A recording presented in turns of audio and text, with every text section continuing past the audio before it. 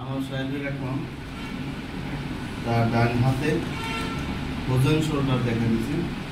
Frozen শোল্ডারের কারণে সে হাতটা উপর দিকে উঠাতে পারে না। হাতটা উপর দিকে ওঠালে কি হাত তুলতে তার অনেক সময় লাগে।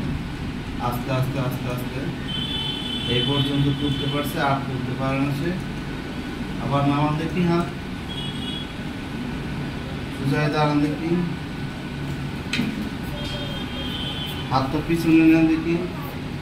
আস্তে আস্তে সে এভাবে নিতে পারে, কিন্তু তাতে সে পিছনে এই পর্যন্ত নিতে পারে, আর সে উপর দিকে উঠাতে পারে না। যেমন এখানে আনতে পারে না, এখানে আনতে গেলে তার এই পাশে অনেক ব্যথা লাগে, যার কারণে সে হাতটা পিছনে নিয়ে পিঠ চুলকাতে পারে। হাত উপরে উঠাইতে না পারার কারণে চুল আঁচড়াতে পারে না। এই সমস্ত সাইন সিমটম শুধু ফ্রোজেন শোল্ডারের ক্ষেত্রেই দেখা যায়। আমরা তার ফ্রোজেন শোল্ডারের ট্রিটমেন্ট করি, দেখা যাক কী হয়। পেশেন্টের নাম আনোয়ার। তার ফ্রোজেন শোল্ডারের কারণে সে হাত উপরে উঠাইতে পারে না, কিংবা হাত পিছনে নিতে পারে না। আমরা ফ্রোজেন শোল্ডারকে পেশেন্টকে বিভিন্ন ধরনের ম্যানুয়াল এক্সারসাইজ করে থাকি। আমাদের এই ভিডিওতে কিছু ম্যানুয়াল এক্সারসাইজের করানো হয়েছে, এবং পাশাপাশি পেশেন্টকে বাসায় কিছু হোম অ্যাডভাইস দেওয়া হয়েছে।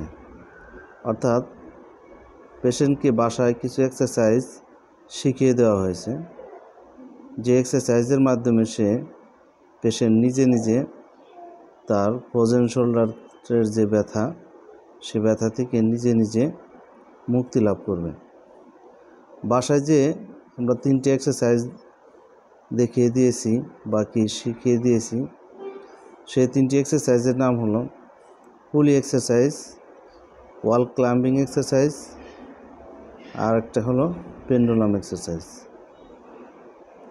এই 3টি এক্সারসাইজ যদি কোনো পেশেন্ট বাসায় সকাল এবং বিকেলে করতে পারে, তাহলে তার ব্যথা অনেকটাই দূর হয়ে যাবে।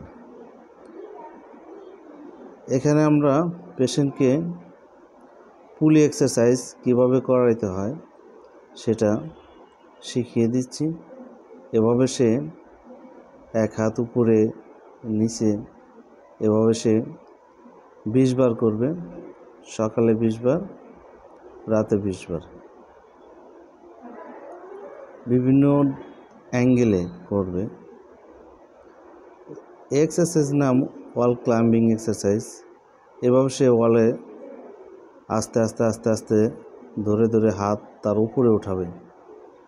যত দূর উঠাতে পারবে তত দূরে উঠাবে।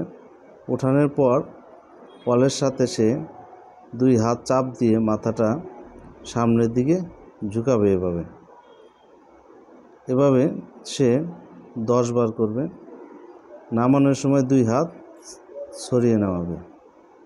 এই এক্সারসাইজের নাম পেন্ডুলাম এক্সারসাইজ। একটা ভারী বস্তু অথবা 2 লিটার বোতল পানি নিয়ে এভাবে দোল খাওয়াবে।